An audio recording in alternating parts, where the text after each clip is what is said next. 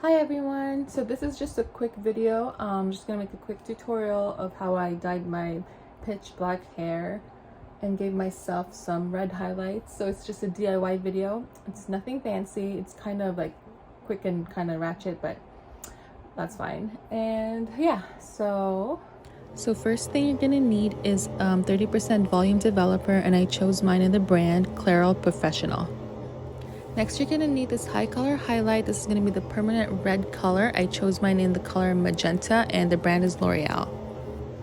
I then added this protein color filler, and what it does is it keeps the red color longer in your hair.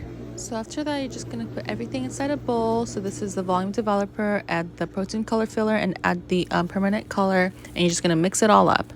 And then when that's done, you're just going to mix it all up for a few minutes until there's no chunks left and it's all red.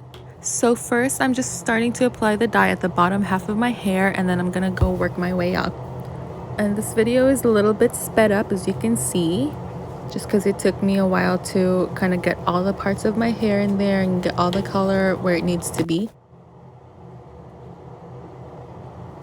And now I'm gonna do the top part of my hair, and as you can see, it's kind of gross and all tangly because I didn't wash my hair for about 3 days before this. I'm not sure you're supposed to copy me because that's pretty gross, but you know, that's what I do. I'm so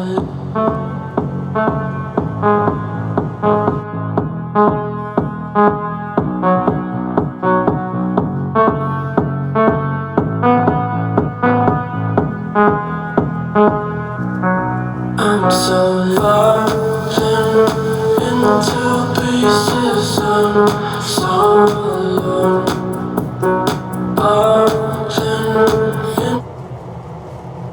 And here in this video, I'm finally done putting the hair color on my hair, but I'm just checking out to see if I had any like patchy areas or spots that I missed putting the red hair dye on.